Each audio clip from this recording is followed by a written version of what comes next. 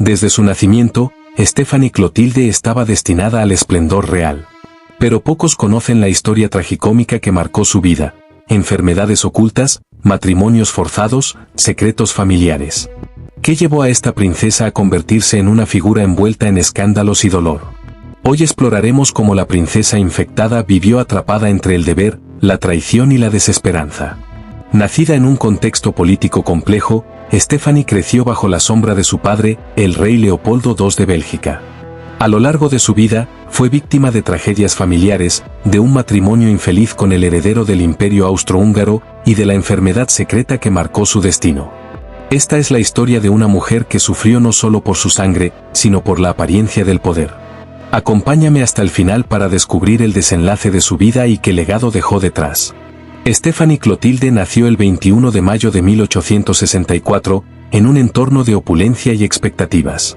Su padre era el príncipe Leopoldo, más tarde rey Leopoldo II, y su madre, María Enriqueta de Austria. La familia real belga poseía influencia, riquezas y conexiones europeas que atraían atención y envidias. Pero tras ese brillo se escondía una vida rígida y llena de obligaciones. Cuando Stephanie tenía apenas 1 año y medio, su abuelo murió, y Leopoldo ascendería al trono. El reino de Bélgica, aunque pequeño geográficamente, comenzaba a ganar peso diplomático e internacional. Sin embargo, esa prosperidad estaba teñida de sombras. La explotación del Congo bajo Leopoldo II dejaba un pasado manchado de sangre y sufrimiento que, siglos después, aún empañaría el nombre de la corona. Dentro del palacio, la vida no era fácil. Stephanie tuvo 3 hermanos: Louise, nacida en 1858, Leopoldo, 1859, y Clementina, nacida más tarde. El matrimonio de sus padres era un arreglo político más que un romance.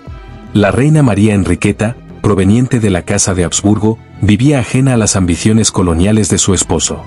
Con el tiempo, la distancia entre ellos creció, y la reina pasó largos periodos lejos del palacio, dejando a las hijas bajo estrictas supervisiones y normas severas. En enero de 1869 ocurrió una tragedia irreparable. Su hermano Leopoldo falleció con tan solo 9 años, sumiendo a la familia en un luto profundo. Para Stephanie, entonces de 4 años, fue una pérdida que marcó sus primeros recuerdos, el dolor y el vacío. Poco después, en 1871, un brote de tifus atacó Bruselas. Stephanie, con apenas 7 años, cayó gravemente enferma. Osciló entre la vida y la muerte, febril, debilitada y sin fuerzas. Sus médicos no daban esperanzas, pero de algún modo sobrevivió, dejando cicatrices físicas y emocionales que la acompañarían toda su vida. Desde temprana edad, Stephanie fue educada con disciplina rigurosa. No hubo mimos ni indulgencia. Aprendió múltiples idiomas, fue instruida en historia, política, literatura, pero siempre bajo estricto control.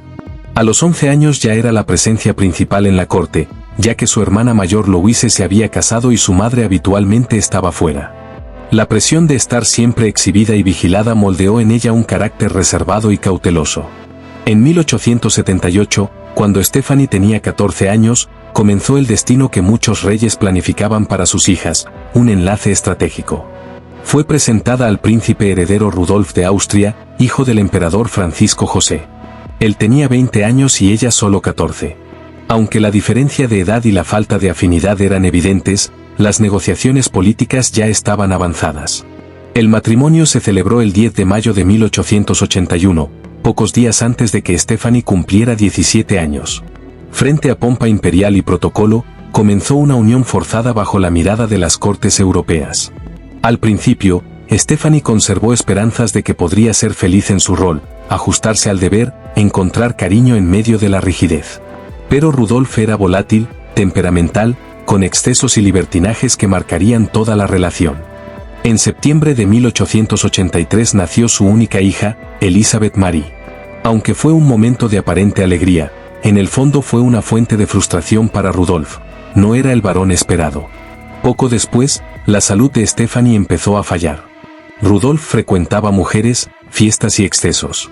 Se especula que contrajo enfermedades de transmisión sexual, como sífilis y gonorrea, y que esas patologías habrían sido transmitidas a Stephanie.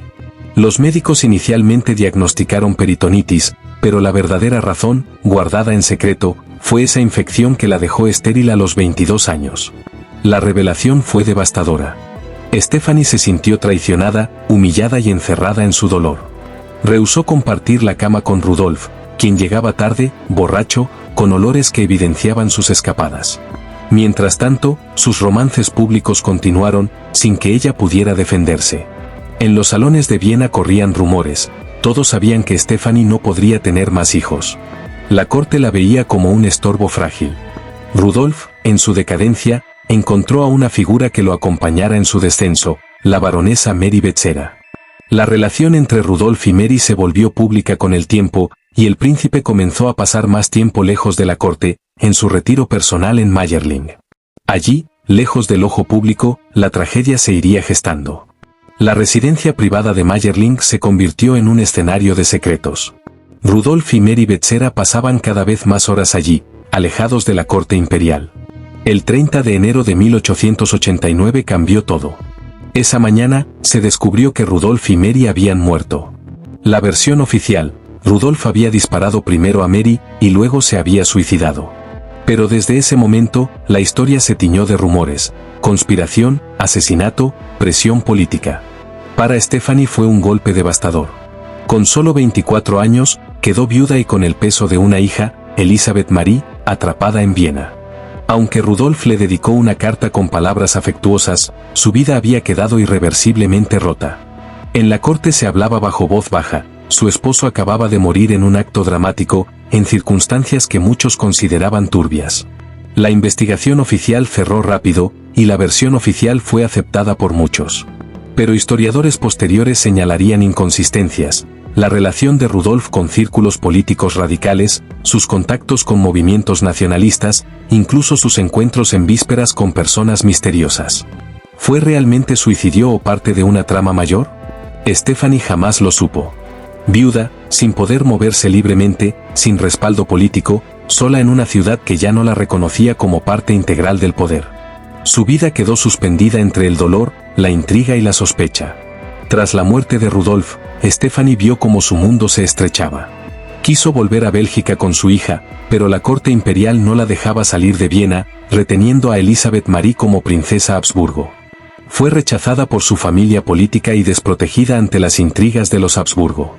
Durante su viudez, encontró consuelo en un nuevo romance: el conde Artur Podolski, noble polaco que la apoyó en sus momentos más oscuros. Ambos soñaron con un futuro juntos, pero el destino volvió a jugar en su contra. Podolski padecía cáncer de laringe, después de una cirugía mal lograda quedó sin habla. En marzo de 1890, murió.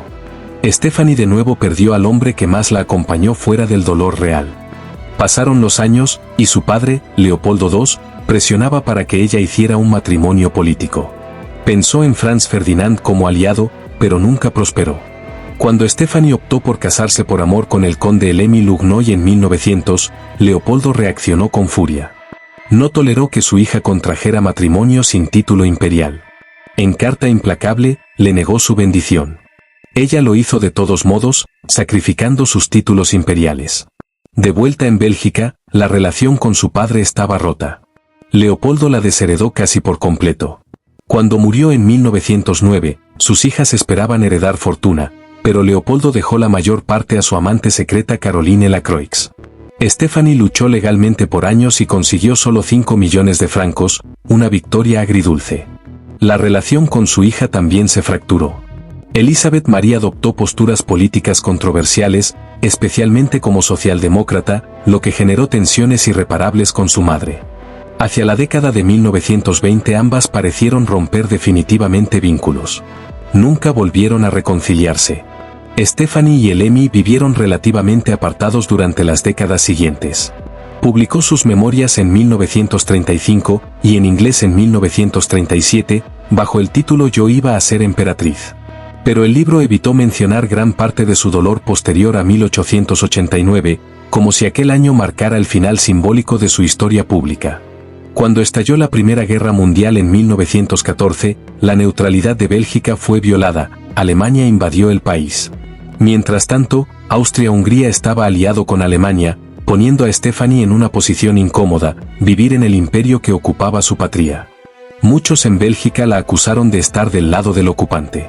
Además, especulaba que el emperador Francisco José pudo estar implicado indirectamente en la muerte del archiduque Franz Ferdinand, cuyo asesinato desencadenó la guerra. Durante la Segunda Guerra Mundial, Stephanie y el emir resguardaron su vida lejos del frente. Cuando la ofensiva soviética se acercó en 1945, se refugiaron en la archabadía de Pannonhalma. El 23 de agosto de 1945, Stephanie murió, a los 81 años, sin reconciliación con su hija. El emir falleció menos de un año después, y ambos fueron enterrados juntos en la cripta del monasterio. Su vida fue un testimonio de sacrificios, decepciones y heridas ocultas. Una princesa marcada no solo por su título, sino por enfermedades que la sociedad ocultó y por relaciones que la traicionaron. Aunque el apodo de princesa infectada suena cruel, encapsula la parte más dolorosa de su historia, la infección silenciosa que transformó su destino. Gracias por acompañarme en esta crónica sobre la vida de Stephanie, una princesa que a pesar del poder real vivió atrapada en sombras. Cuéntame en los comentarios qué parte de su historia te impactó más. ¿Crees que su tragedia fue más personal o política? Si te gustó este video, dale like, suscríbete y activa la campanita para que no te pierdas las próximas historias oscuras de la realeza. Nos vemos en el próximo video.